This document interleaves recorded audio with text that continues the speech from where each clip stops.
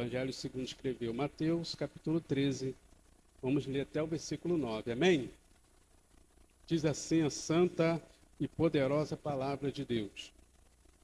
Tendo Jesus saído de casa, naquele dia, estava sentado junto ao mar. E ajuntou-se muita gente a ele. De sorte que, entrando num barco, se assentou e toda a multidão estava em pé na praia.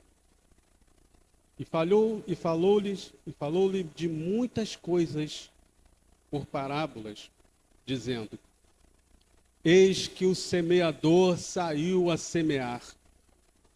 E quando semeava, uma parte da semente caiu junto ao caminho, e vieram as aves e comeram-na. Outra parte caiu em pedregais, onde não havia terra bastante, e logo nasceu, porque não tinha terra funda. Mas, vindo o sol, queimou-se e secou-se, porque não tinha raiz. A outra caiu entre espinhos, e os espinhos cresceram e sufocaram-na. E outra caiu em terra boa, e deu fruto, um a 100, outro a 70, 60 e outro a 30. Quem tem ouvidos para ouvir, ouça. Amém? Por favor, tome seus assentos.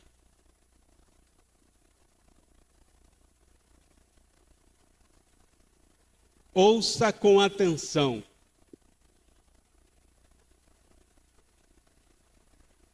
É a chamada que o Espírito Santo nos faz nessa manhã. Ouça com atenção. Interessante que, enquanto eu meditava nessa palavra, eu me questionava, Senhor, mas é uma meditação tão simples. Os irmãos e a congregação e até os que nos visitam certamente já ouviram alguma reflexão nesse texto várias vezes. E é uma reflexão simples. Eu fiquei pensando, será, Senhor, que é isso mesmo que o Senhor quer comunicar à tua igreja, comigo e aos meus irmãos? E o Espírito Santo, ele é maravilhoso, né? Logo na abertura, né, do culto, nesse momento de culto congregacional, o evangelista Cleito, né, chamando-nos a atenção nesse aspecto, nos chamando, nos convidando a elevar-nos ao Senhor, a darmos ao Senhor toda a nossa atenção no culto, toda a nossa atenção nesse momento de adoração ao Senhor. E aquilo ali o Senhor ministrou meu coração, é isso que eu quero que seja falado nessa manhã. E o título é exatamente esse: ouça com atenção. Nós ouvimos muitas vozes. Ouvimos a voz do coração, não é verdade? Muitas das vezes tomamos decisões que futuramente vão até trazer consequências, às vezes de difícil reversão, porque agimos ouvindo a voz do coração. Às vezes ouvimos a voz da razão. Somos muito racionais, muito metódicos, muito organizados ali. Não que isso seja ruim, não que isso seja depreciativo, mas às vezes ouvimos excessivamente a voz da nossa razão. Ouvimos muitas vozes. Ouvimos as vozes dos nossos familiares. Tem um peso muito grande. Quando eu falo de ouvir a voz, nos referimos ao peso com que aquela palavra exerce na nossa vida e na tomada das nossas decisões. Ouvimos a voz do noticiário. Tem gente que não sai de casa sem antes ouvir uma notícia e às vezes fica aterrorizado o dia inteiro. Ouvimos a voz de um youtuber, ou vários youtubers. Ouvimos muitas vozes. Tem gente que ouve até voz mesmo do além. Sério, às vezes a pessoa escuta alguma coisa. Ouvimos vozes, mas a principal voz que precisamos ouvir é a voz de Deus. Todas as outras vozes que estão permeando as nossas cabeças, querendo uma brecha para entrar e não ficar na nossa cabeça, entrar no nosso coração, são periféricas. A voz de que precisamos ouvir, que nos dá direção, a voz de que precisamos ouvir, que nos traz vida, a voz de que precisamos ouvir, que nos leva à salvação e à vida eterna é a voz de Deus. E o próprio Deus faz questão de falar conosco. O próprio Deus fez questão de, ao nos criar, nos fazermos seres relacionais.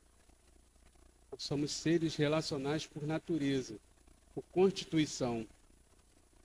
Dado concreto que temos a habilidade da fala, da linguagem, a linguagem sofisticada, né? Outros seres também exercem um tipo de linguagem. Mas a nossa é sofisticadíssima. Nós falamos, ouvimos e falamos. E o próprio Deus fala conosco. Lembremos, por exemplo, do casal Adão e Eva, quando Deus diariamente fazia questão de se dirigir a ele. Note, Deus se dirigia a Adão e Eva para se comunicar com ele. Deus tem interesse que nós ouçamos a sua voz. É da vontade de Deus que nós ouçamos a sua voz. Porém, irmãos, é aí que entra essa parábola. Como nós estamos ouvindo a voz de Deus? Por exemplo, nessa manhã, nós nos reunimos nesse recinto, neste local, reservado exclusivamente para cultuar ao Senhor, para ouvirmos a sua voz. Amém? Embora o momento seja, de fato, digamos assim, diferente, e por que não especial, mas a nossa prioridade aqui é ouvir a voz de Deus. A nossa prioridade aqui é dar a centralidade à palavra de Deus. Amém? Portanto, fica esse primeiro ponto de reflexão, assim como nos foi lembrado no início do culto, como nós estamos ouvindo a voz de Deus. Essa parábola trata exatamente disso, dos diferentes tipos de ouvintes, dos diferentes tipos de postura ante a palavra de Deus. Eu acho interessante que o nosso Senhor Jesus, quando começou a falar, quando começou a pregar, ele se utilizou do que pode ser chamado, né, dessa figura de linguagem, a parábola. É algo que se propõe a colocar duas coisas em paralelo e fazer uma comparação, ou de semelhança ou de diferença. Ou seja, ele pega algo do cotidiano para ilustrar, para trazer a realidade, para trazer a mente dos ouvintes a se conectar com algo mais profundo. Foi o que o Senhor Jesus fez nessa parábola e em algumas outras, que são inclusive conhecidas como parábolas do reino. Ele vem falar sobre o reino de Deus. Mas como que os ouvintes vão entender que ele está falando algo completamente fora da compreensão daquelas pessoas? Hoje nós lemos a parábola e vimos aqui a explicação dada pelo próprio Senhor Jesus e a compreendemos. Mas naquele momento era incompreensível o Senhor falar de algo profundo do reino de Deus, que era fora da estrutura, completamente diverso da estrutura a qual eles estavam acostumados, uma estrutura religiosa, uma estrutura voltada para a superficialidade, para as regras, para o cumprimento cego de leis. Eles não conseguiam compreender, portanto, o Senhor Jesus se utiliza de uma ferramenta que torna a mensagem simples. Aliás, o Evangelho é simples. A vida cristã é pautada na simplicidade. O reino de Deus, ele se realiza no cotidiano. Quando o Senhor Jesus pega coisas do cotidiano, como, por exemplo, nessa situação, ele já começa a mostrar ali que o reino de Deus é simples. O reino de Deus ele vai se compreender no dia a dia. É na atividade do lar, é nas relações familiares, é no convívio entre amigos, é no convívio entre amigos de trabalho. E é ali que o reino de Deus vai se compreender, vai se materializar, vai se realizar. Muitas das vezes a gente imagina, por exemplo, aquelas coisas extraordinárias que nós tomamos conhecimento na leitura, por exemplo, do Antigo Testamento, no Novo também. Porém, queridos, ainda sim, pode acontecer coisas extraordinárias, porque o nosso Deus é o mesmo, ele não mudou. O Deus que ressuscitou mortos continua ressuscitando mortos ainda hoje. Você ainda crê nisso? O Deus que curava doenças impossíveis de serem curadas ainda continua curando hoje. O Deus que batizava no Espírito Santo continua batizando hoje. O Deus que restaurava o pecador continua restaurando ainda hoje. Amém? Porém, queridos, glória a Deus. Aleluia. Glória a Deus.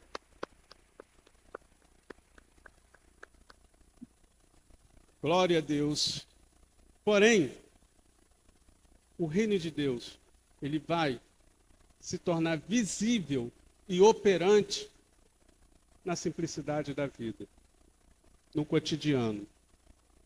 Sabe aquele dia que você está atordoado, você está aflito, você está sem direção, está às vezes até oprimido,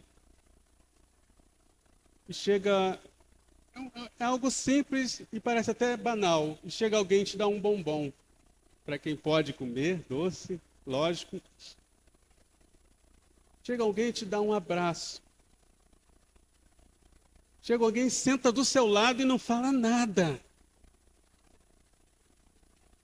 E aquilo te acalenta, e aquilo te traz uma mensagem, olha como Deus cuida de mim. Hoje pela manhã eu vivenciei algo extraordinário. Extraordinariamente simples. É que se pode usar esse termo. Do cuidado de Deus nos mínimos detalhes, irmãos. Nos mínimos detalhes. Deus vem e cuida, e provê, nos mínimos detalhes, sem você esperar.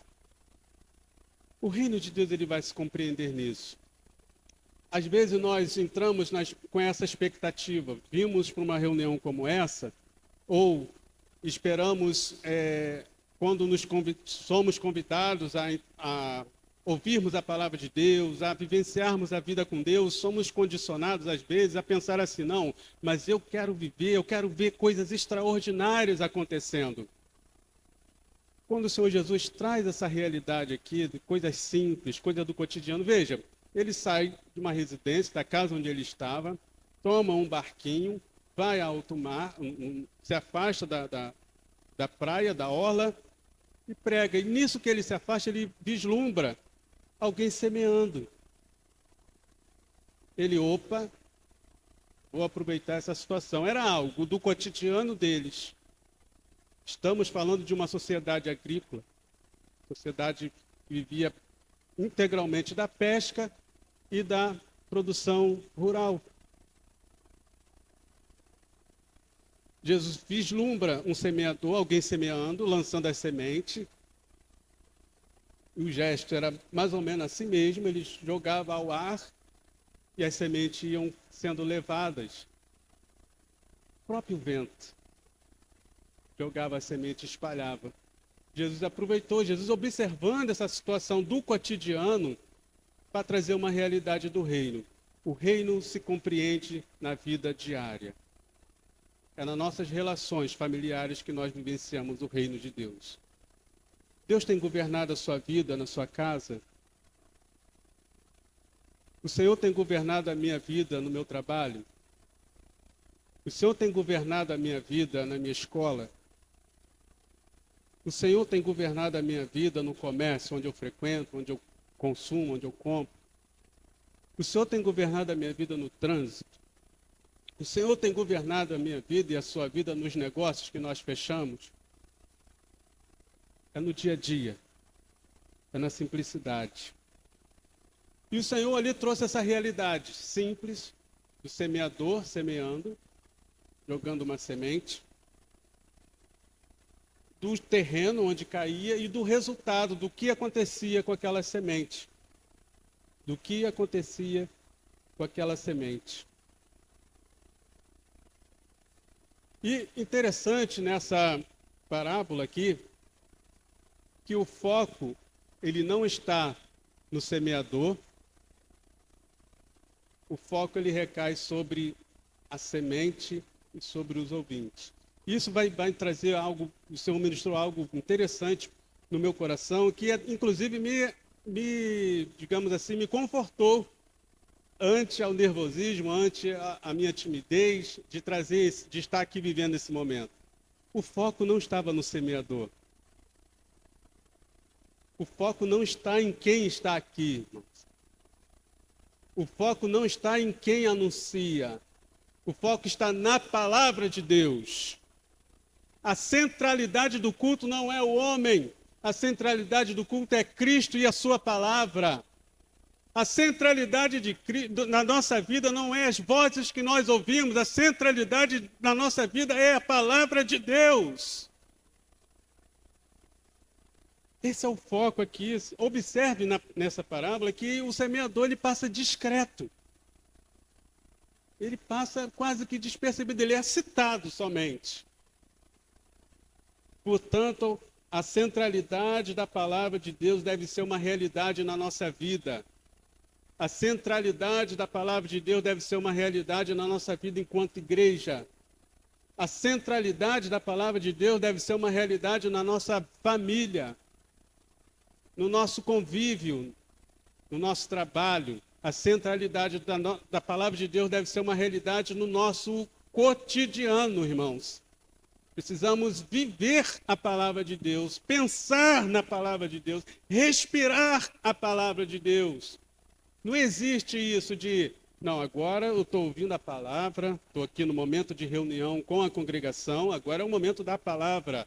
E quando eu chego em casa, acabou o momento da palavra. Não, o momento da palavra ele permanece diariamente, constantemente nas nossas vidas. Precisamos falar sobre a palavra. As nossas conversas devem ser amparadas pela palavra. A nossa conversação deve ser amparada pelo texto bíblico. As nossas decisões devem ser orientadas pela direção do Senhor mediante a sua palavra. Às vezes nós não a consultamos. Tomamos decisões ouvindo essas várias vozes que nós citamos aqui no início e não consultamos a voz de Deus. As consequências são, às vezes, irreversíveis em alguns casos, porque levam à morte. Quando chega o momento da partida, acabou, é irreversível, morreu, segue-se o juízo. A centralidade da palavra de Deus, ela precisa ser uma realidade nas nossas vidas, porque é a palavra de Deus que liberta. O Senhor Jesus diz, e conhecereis a verdade, e a verdade vos libertará. É a palavra de Deus que santifica.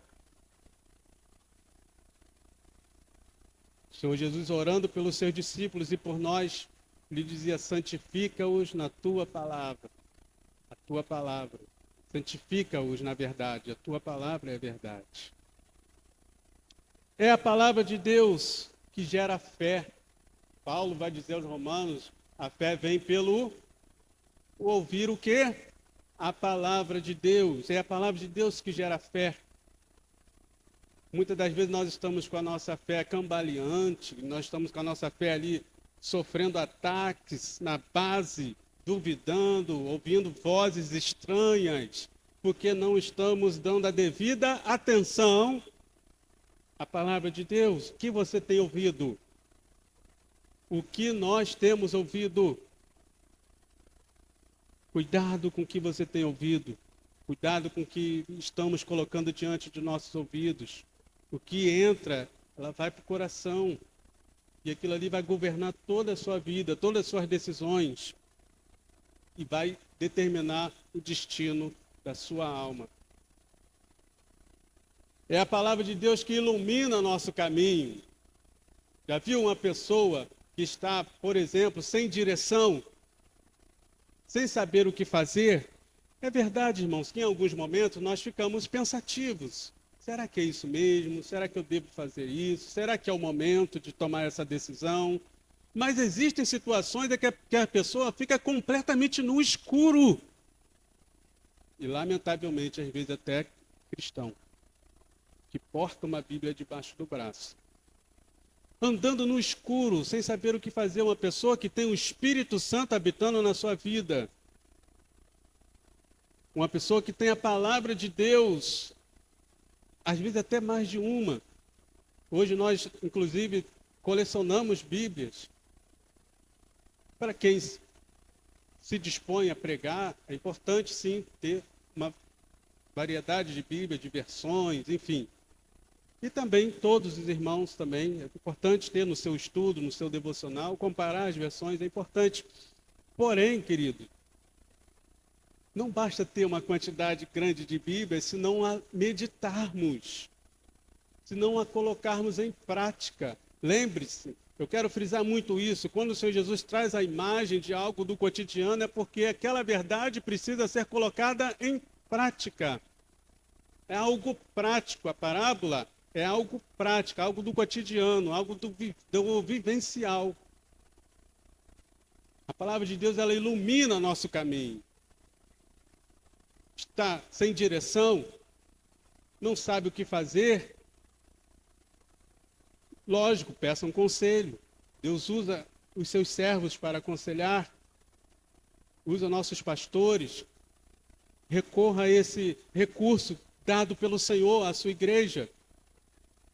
Mas recorra também e prioritariamente à palavra de Deus que vai iluminar os seus passos, que vai te dar direção, que vai te dar luz para o seu caminho. A palavra de Deus, ela ilumina a nossa vida, por isso ela precisa dessa centralidade. A palavra de Deus, ela é divinamente inspirada. O apóstolo Paulo escreveu isso ao seu discípulo, o jovem pastor Timóteo.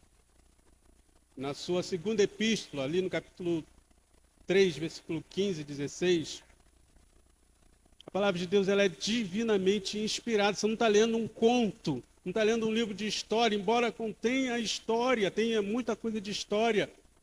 Mas você não está lendo um livro de sociologia, um livro de história, um livro de política. Você está lendo, você está em contato com a voz de Deus que ilumina, que te dá direção, que é inspirada pelo Espírito Santo, que é o autor dessa palavra. Ele usou cerca de mais ou menos 40 autores humanos, 40, vamos dizer assim, instrumentos, canais, mas o verdadeiro autor é o Espírito Santo. É o único livro que, alguém já disse isso, essa frase já é muito conhecida, é o único livro que nós temos o privilégio de ler em companhia do seu autor.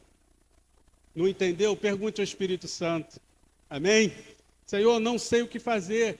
Senhor, me ajuda, me ilumina, me dá a tua direção. A tua palavra cumpre esse papel. Ela é divinamente inspirada. Ela é apta para ensinar.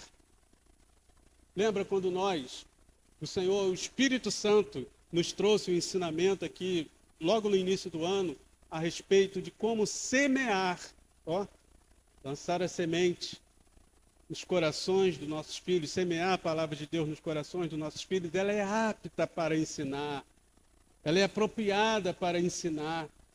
Quer dar um ensinamento de princípios, de qualidade para seus filhos e netos, sobrinhos, a quem quer que você tenha acesso, ensine a palavra de Deus. Permita-lhes que ouça a voz de Deus. É própria para ensinar, para repreender também, para consertar, para reposicionar. Quantas das vezes nós entramos por essas portas aqui, e o pregador que está aqui sequer sabe o que nós estamos passando, e a palavra de Deus está nos repreendendo, nos corrigindo. E a ovelha, o discípulo, ele dá glória a Deus quando a palavra de Deus está corrigindo, porque é um ato de amor de Deus para com a sua vida e para com a minha vida. Então ela corrige, ela instrui em justiça, ela nos dá a instrução naquilo que devemos fazer na prática do bem ao nosso semelhante. Por isso, a palavra de Deus deve exercer a centralidade na minha e na sua vida, nas nossas relações, nas nossas reuniões, nos nossos cultos. A centralidade da palavra de Deus deve ser uma realidade na vida da Igreja de Cristo.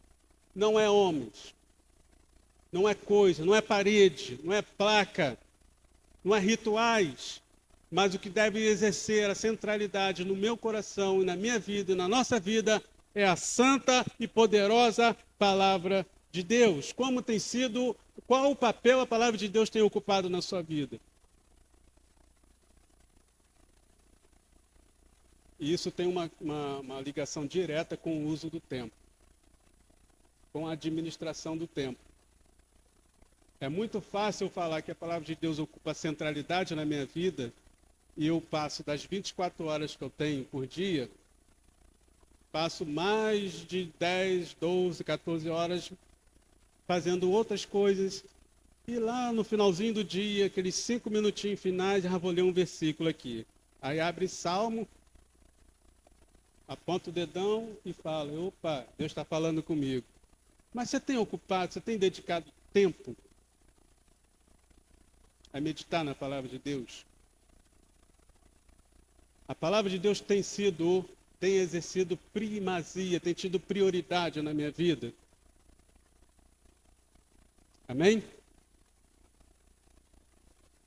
Portanto, queridos, aqui nessa parábola a gente observa aquele princípiozinho básico da comunicação. Quais são? Vocês lembram, né? Para uma comunicação se tornar efetiva, ele precisa ter um emissor, a mensagem e um receptor. E também um canal. Mas tendo esses três elementos, a comunicação ela já se torna efetiva. Alguém falando, alguém ouvindo e sendo transmitida uma mensagem.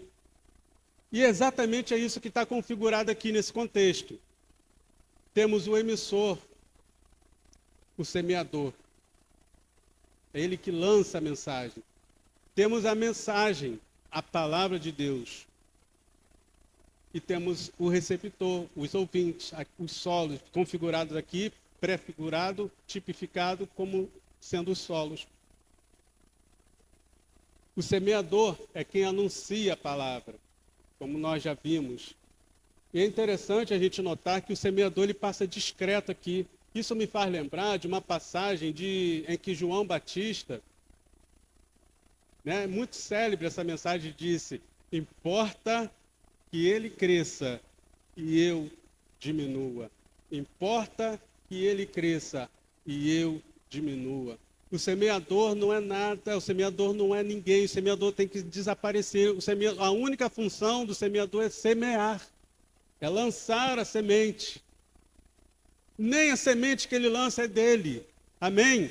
A palavra é de Deus, ele está semeando a palavra de Deus.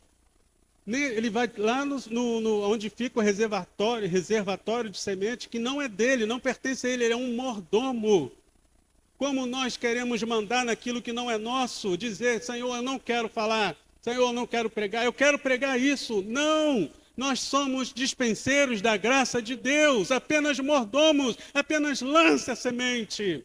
Não se preocupe com a sua formação. Senhor, mas eu não sei fazer. O Senhor vai te ensinar no caminho. Sua preocupação e a minha deve ser apenas de lançar a semente. Você tem lançado a semente? Ou tem se privado de lançar a semente por conta da sua vaidade ou orgulho. Não, disfarçado, né, numa suposta humildade. Não, eu não vou fazer porque eu não sei fazer. Quando eu tiver um diploma tal, aí eu vou fazer. Aí eu vou semear, aí eu vou pregar. Não, meu querido, o Senhor não chamou diploma, o Senhor chamou pessoas, o Senhor chamou semeadores para semear a tua palavra. Amém? Que você e eu sejamos bons semeadores na seara do Senhor. O próprio Senhor Jesus disse que os campos estão verdes, a seara é grande, mas falta trabalhadores, ceifeiros, semeadores. Que eu e você seja um desses semeadores, amém? Seja a resposta de oração, tem alguém orando por algum semeador, tem alguém orando por algum semeador e você pode ser esse semeador que pode ser a resposta de oração de alguém. Tem alguém falando, Senhor, eu quero ouvir a tua palavra. Seja esse semeador, aonde quer que o Senhor te colocar a planta dos seus pés. O semeador não é nada, e se o Paulo entendeu isso, apóstolo Paulo. Meditamos nisso recentemente, né? No encontro retrasado na casa do casal Diácono Durval e Cláudia. No capítulo 3 de 1 de Coríntios, Paulo fala, né? Quem é Paulo? Quem é Apolo? Vamos ler esse texto, 1 Coríntios capítulo 3.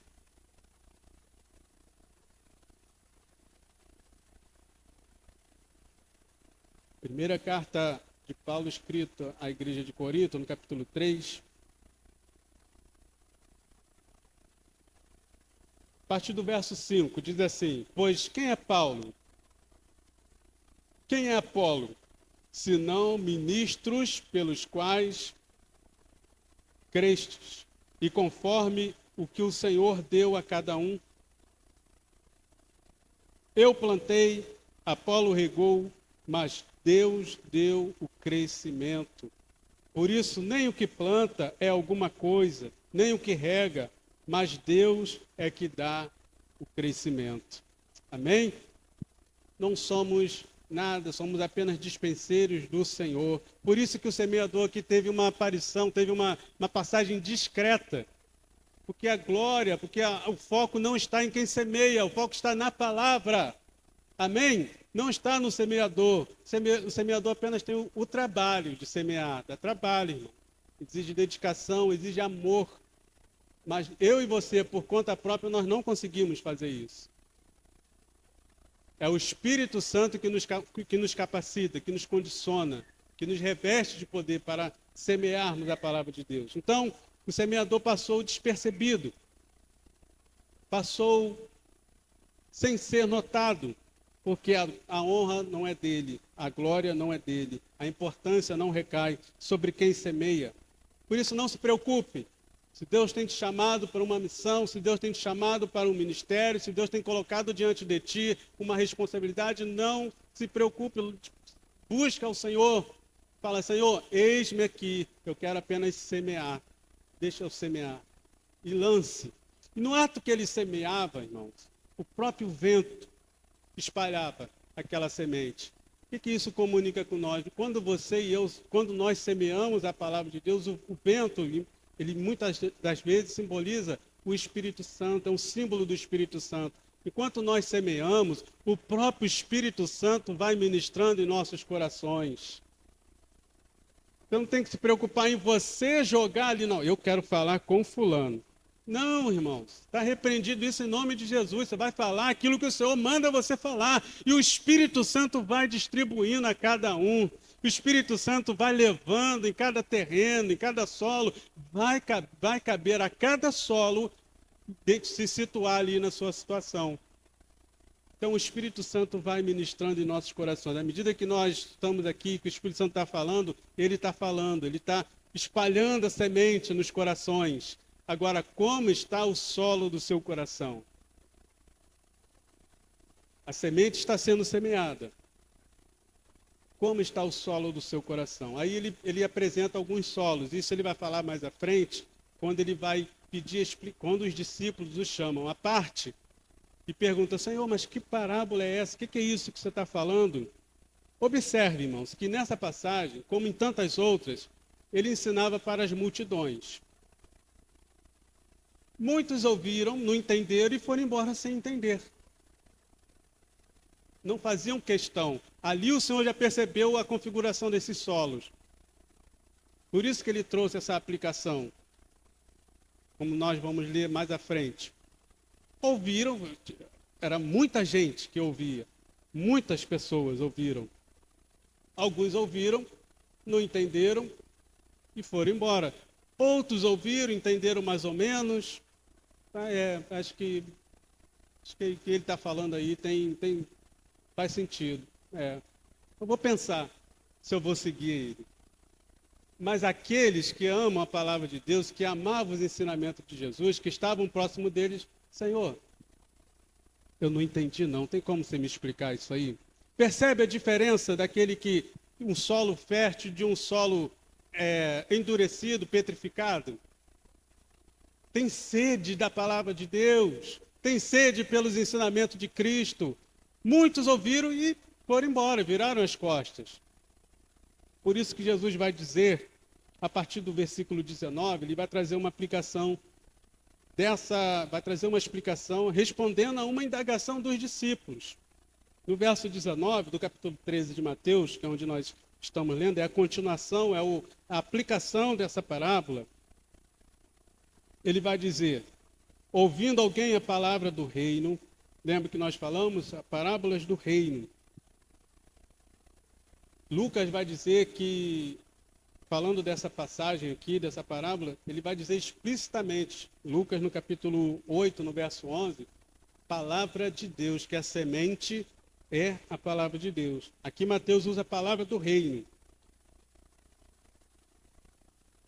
Retomando a leitura no verso 19, ouvindo alguém a palavra do reino e não a entendendo, vem o maligno e arrebata o que foi semeado no seu coração.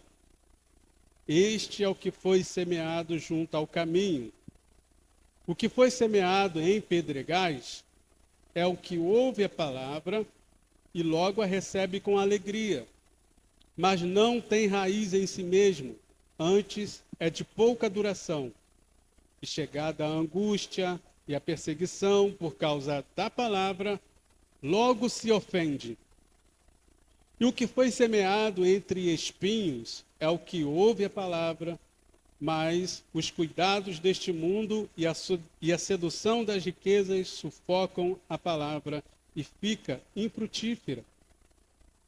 Mas o que foi semeado em boa terra é o que ouve e compreende a palavra e dá fruto, e um produz a 100, e outro a 60, e outro a 30.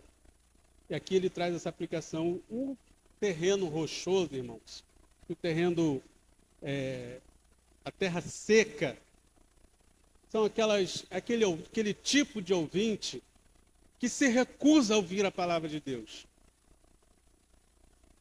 Este não tem nem conversa. Eu não quero ouvir a palavra de Deus. Você apresenta o evangelho, você liga, por exemplo, no ambiente familiar, você liga ali uma pregação e a pessoa sai de casa. Você se reúne para fazer um culto doméstico, um culto familiar, e a pessoa se tranca no quarto. Você abre a Bíblia para falar algo para alguém e a pessoa já desliga, fica em estado offline. A pessoa não quer ouvir, e quando muito, os irmãos que tiveram a oportunidade de participar do evangelismo, a pessoa sequer abre a porta da sua casa, ou bate, fecha a janela. Esse tipo de solo, irmão, ele se recusa a ouvir a palavra de Deus. Eu tenho certeza que ninguém que está aqui está nessa condição porque você veio aqui para ouvir a palavra de Deus, amém? Mas vigiemos para que em algum momento da nossa vida nós não nos tornemos assim. É um coração duro, a palavra não entra. Ela diz não a Deus. Quando você e eu, irmão, quando nós nos recusamos a ouvir a palavra de Deus, nós não estamos recusando quem está falando. Quando nós rejeitamos a palavra de um servo de Deus, de uma serva de Deus, nós não estamos rejeitando a pessoa, estamos rejeitando a ouvir a voz de Deus e, por conseguinte, rejeitando ao próprio Deus. Amém, querido? Vigiemos nessa questão. Você que está aqui nessa manhã, ou que está nos ouvindo, caso Deus permita que essa pregação suba para a internet, você que está ouvindo essa palavra e tem se recusado a ouvir a voz de Deus, arrependa-se em nome de Jesus. Ainda há tempo. Deus tem sido longâmino com a sua vida, com as suas vidas, com as nossas vidas, para que nós ouçamos a palavra de Deus e venhamos a nos arrependermos e vivermos em comunhão com Ele. Esse é o solo que caiu e sequer germinou alguma coisa ali. Coração duro. Sabe, aquela pessoa que cresceu num lar de ambiente religioso, seja católico, espírita, budista, islâmico, e ela é fechada para o evangelho, não ouve. Por isso que nós estamos, oh, glória a Deus, Espírito Santo, pastor, continue te iluminando, te direcionando, por isso desse propósito, irmãos. Tem grilhões que só o poder de Deus pode quebrar, irmãos. Não é pela força, não é pela violência. Eu lembro que os discípulos ali com Jesus, e muitos deles só foram, na verdade todos eles, só foram se converter a partir da descida do Espírito Santo. E num dado momento, João, Pedro também, Senhor, o Senhor quer que a gente ora e manda cair fogo aqui e mata todo mundo? Pedro quis arrancar a orelha do outro. Irmão, não é pela força. Porque às vezes nós agimos assim, irmãos. Queremos ir na força do nosso braço, eu posso, eu consigo, eu tenho a melhor estratégia. Não é isso? Não, é pelo Espírito Santo. É Ele que pode esmiuçar o coração de pedra. É Ele que pode esmiuçar esse coração endurecido, essa rocha, que palavra nenhuma humana, nenhuma estratégia humana pode quebrar, apenas a atuação do Espírito Santo, mediante a palavra de Deus, a genuína palavra de Deus. Não é teologia da prosperidade, não é engodo, não é inflação de ego, é a palavra de Deus, o evangelho genuíno, que fala de Jesus, fala da cruz, fala de renúncia, fala de arrependimento. É isso, irmãos, que traz um esmiuçamento que quebra. Por isso que a nossa palavra dinamite, os irmãos sabem disso muito bem, vem dessa palavra que foi usada lá para espírito, dínamos. O poder de Deus. Amém? O evangelho é o dínamos, é o poder de Deus. Aleluia! O evangelho que transforma vidas. O evangelho que muda caráter. O evangelho que sustenta o caído. É o evangelho que faz gerar nova vida. Não é costume, não é ideologia, não é teologia, não é parede. É o evangelho do Senhor Jesus, a mensagem de Cristo que traz novidade de vida. Aleluia! Por isso que nós devemos dar prioridade aos ensinamentos do Senhor Jesus.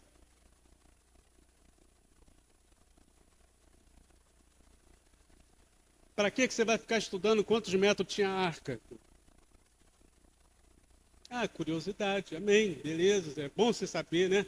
Está ali, faz o cálculo, você é matemático, gosta de fazer cálculo, amém. Mas isso não vai gerar novidade de vida na sua vida. Para que você quer saber se o dia de Gênesis era literal ou era figurado? Para que você quer saber se os gigantes ali mencionados em Gênesis eram coabitação de anjo com mulheres, era filho de Sete? O que isso vai acrescentar no seu crescimento, no meu crescimento? Fixemos a nossa atenção nos ensinamentos de Jesus. Amplamente explicado interessante que os ensinamentos de Jesus, eles foram aplicados às igrejas e isso ficou registrado nas epístolas. Por isso a importância de nós lermos os evangelhos e as epístolas junto. É o evangelho de Jesus, é a palavra que traz vida. Amém, queridos? Que nos muda caráter. Não é sobre religião, não é sobre frequentar a igreja, é sobre ser nova criatura, é viver uma novidade de vida, dar muito bom fruto para a glória de Deus. E quem vive assim gosta da comunhão. Quem vive assim gosta de estar junto. Quem vive assim gosta de adorar ao Senhor. Mas que não seja apenas um ato religioso, irmãos, um cumprimento de cartão, de regra, mas que seja um fruto de uma novidade de vida que só o Evangelho proporciona. É isso que ele tinha em mente. A palavra de Deus, semear a palavra de Deus. O solo endurecido, que a palavra sequer germina, ele não ouve. Por isso não nasce de novo. Quem não ouve a palavra de Deus não nasce de novo. Sim, aqui nós estamos na igreja há décadas. Caminhando há décadas. E precisamos fazer essa pergunta. Eu nasci de novo? Aí, por que isso não acontece? Por que esse segundo caso? O primeiro caso é aquele que não quer nem contato com a igreja. E tem esse segundo caso, que eu mencionei agora. Às vezes a pessoa está na igreja. É uma forma de nós entendermos, né? A gente não está na igreja, nós somos igreja. Amém, queridos? É uma forma apenas de um linguajar popular. A pessoa está na igreja, está na caminhada, mas os irmãos compreendem, os irmãos sabem que nós somos igreja. E às vezes a pessoa está na caminhada há muito tempo, há um certo período de tempo, a palavra não entra, gente. Já aconteceu isso comigo. Já aconteceu isso com você? De você estar ali na caminhada, aí vem um monte de hino na cabeça, né, que a gente cantava. Eu não vou fazer isso aqui, eu não vou submeter os irmãos a essa sessão de tortura, né, de eu cantar aqui, né? Vamos continuar na palavra, que é o melhor a se fazer nesse momento. Mas cantamos e levantamos as mãos, né? E aquilo tudo, e participamos muito ativamente de atividade, de eventos, de situações, mas a palavra não entra. É esse segundo solo que ele cita aqui. Veja comigo. É esse segundo solo. Está aqui, ó. E foi semeado entre pedregais. É o que ouve a palavra e logo recebe com alegria, mas não tem raiz em si mesmo, antes é de pouca duração, e chegada a angústia, a perseguição por causa da palavra, logo se ofende. Ele recebe a palavra, esse segundo solo aqui. Mas perceba que na superfície tem uma camada de terra. E no subsolo, ele é pedregoso, é rochoso. Ou seja, a raiz ela não aprofunda. Ou seja, ele recebe a palavra, mas o seu coração ainda está duro. Ele recebe a palavra, mas ele ainda está preso aos seus preconceitos. O que esse irmão está falando aí, bom, eu penso diferente. Eu vou ficar com o que eu penso. É mais ou menos esse tipo de perfil. Bom, é interessante o que você está falando aí, mas eu não acho que é assim, não.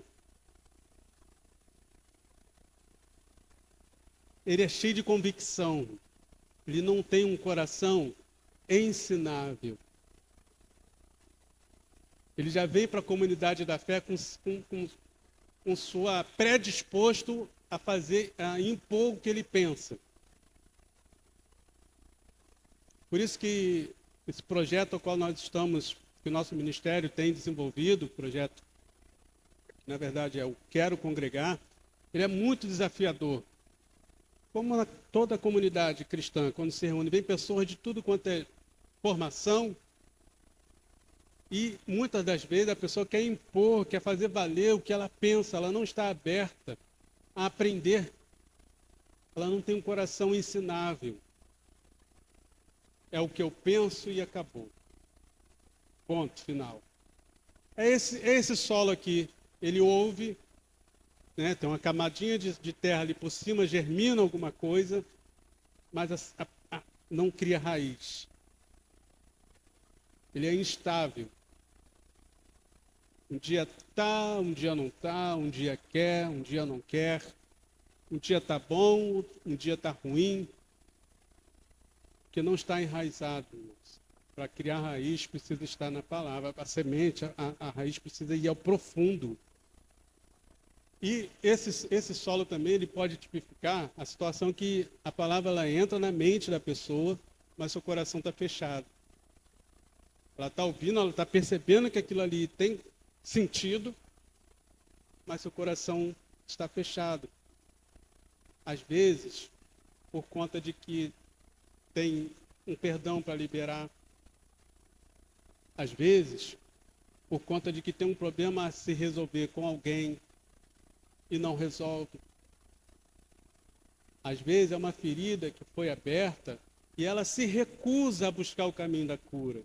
Tem gente que não quer ser curada, irmão. Ela quer ficar remoendo aquela coisa, e entra ano, e sai ano, entra ano, e sai ano, e ela está ali, está na superfície. A palavra está na superfície, a semente está na superfície, não entra no coração.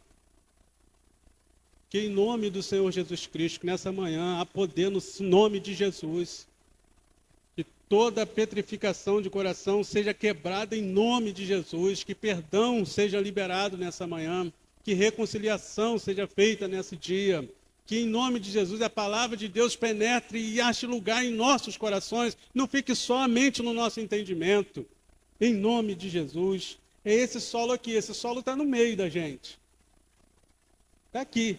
Está entre nós.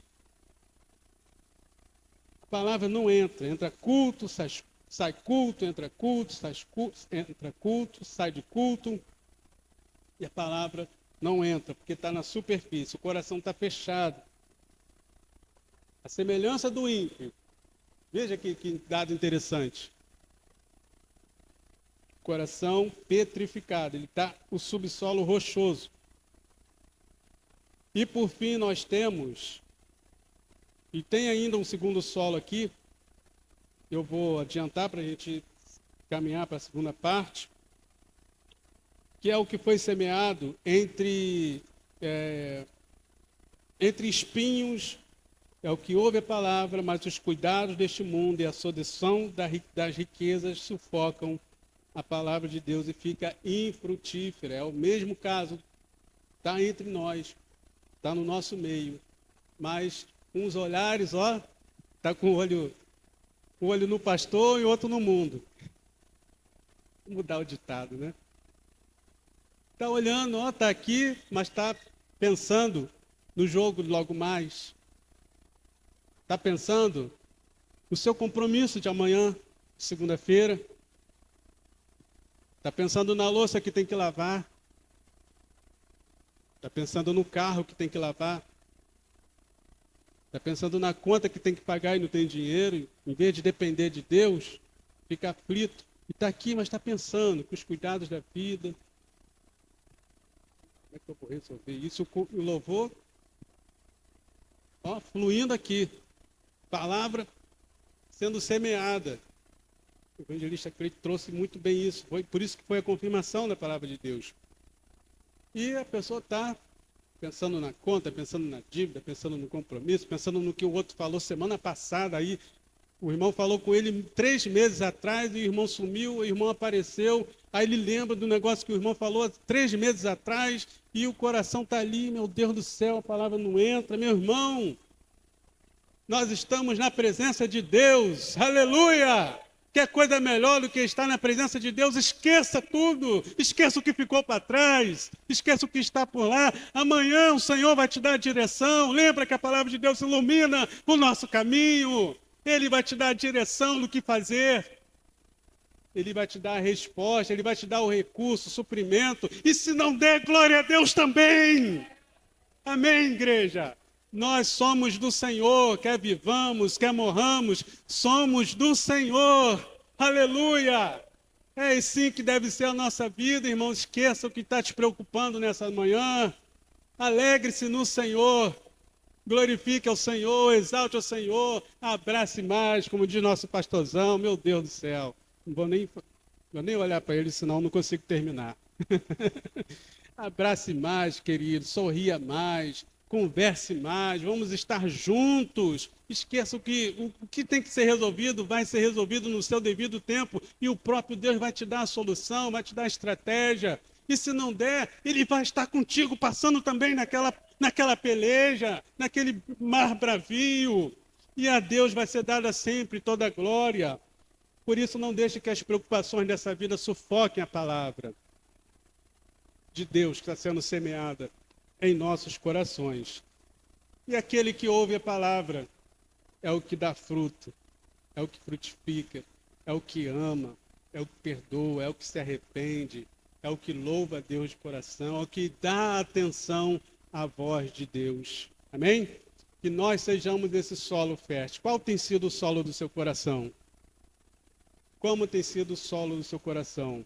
Por isso eu quero concluir essa mensagem com um texto que está em 1 Pedro, no capítulo 1, verso 23 e 24. Porque a semente, a palavra de Deus, deve ocupar a centralidade nas nossas vidas. Primeira carta de Pedro,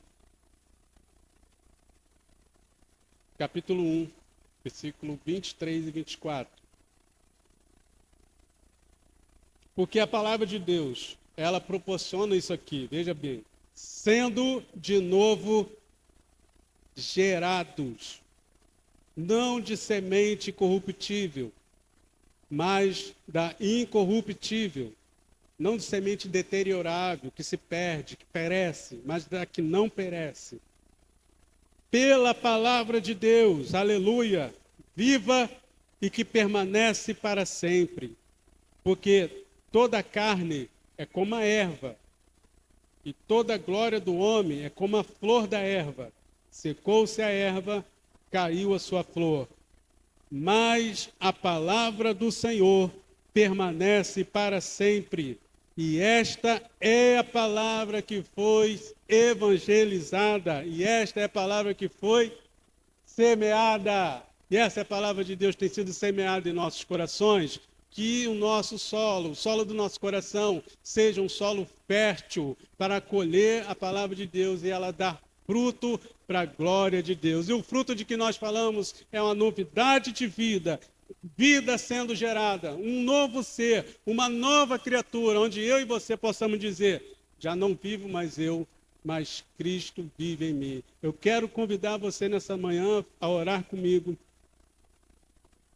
e rogar ao Senhor, o Senhor que examina nossos corações, e você também pode fazer esse autoexame e de falar, Senhor, como tem sido o meu coração? Será que eu tenho me recusado a ouvir a tua voz? Ou eu tenho ouvido mais baseados, não abro mão dos meus preconceitos? Ou eu tenho ouvido, mas estou atento, estou preocupado com as coisas ao meu redor? Ou eu tenho acolhido a sua palavra no meu coração? Lembra que a parábola é prática. A parábola ela foi trazida para trazer a prática, para trazer a vida diária. Como nós dizemos, como nós podemos falar que acolhemos a palavra de Deus e não a praticamos? Só é possível dar acolhida à palavra de Deus quando nós colocamos em prática. Amém? E a primeira prática que nós podemos fazer nesse momento é nos arrependermos. Eu quero convidar você a fazer isso comigo nessa manhã. Senhor, eu te louvo, eu te bendigo, eu te engrandeço, te glorifico juntamente com meus irmãos, que nós recebemos do Senhor gratuitamente a bênção, a graça de ouvirmos a tua palavra, Deus. De recebermos, ó Deus, essa semente em nossos corações.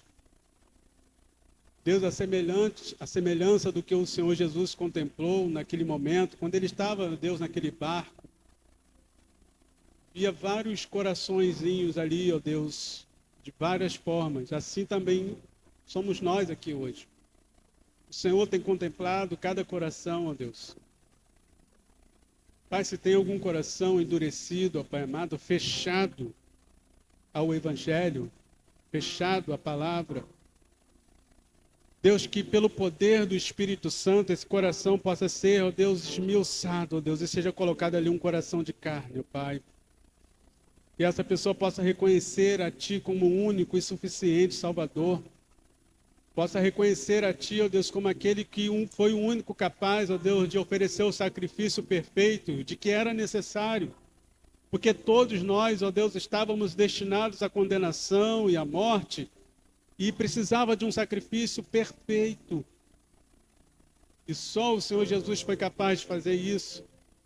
Por isso, ó Deus, nessa manhã que essa pessoa, Deus, caso esteja aqui entre nós ou nos ouvindo, Deus, com seu coração petrificado, ó Deus, que se recusa a ouvir a Ti, a Tua palavra, Deus, possa reconhecer isso em sua vida. Espírito Santo de Deus, só o Senhor pode convencer o homem do pecado, da justiça e do juízo.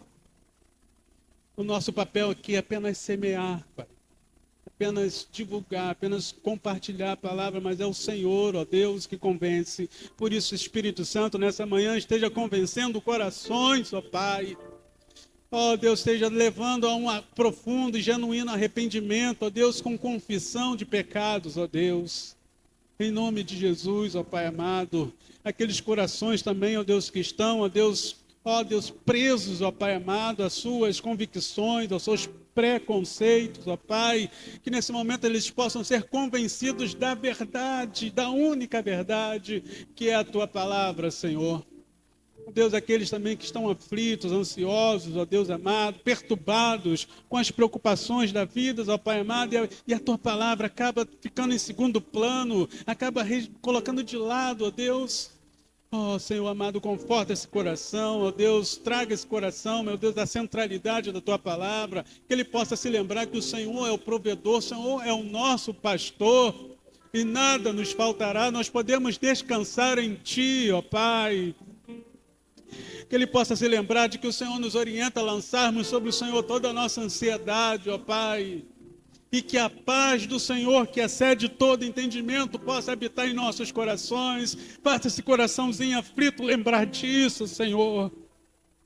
Que a Tua palavra possa achar morada e guarita em seu coração, ó Pai. Ó Deus, quanto àqueles que têm recebido a Tua palavra, Senhor, nos permita, Deus, permita-nos, ó Pai amado, a sermos perseverantes, ó Pai, e não migrarmos para esses estados, ó Deus, a qual foi mencionado, Senhor. A ficarmos firmes, ó Deus, confiando no Senhor, até que o Senhor venha, meu Pai. Essa é a promessa que o Senhor nos fez, a promessa da vida eterna, Senhor. Espírito Santo, ministre em nossos corações ao longo desse dia, ó Deus. É o que nós te pedimos e suplicamos em nome de Jesus. E você diz amém.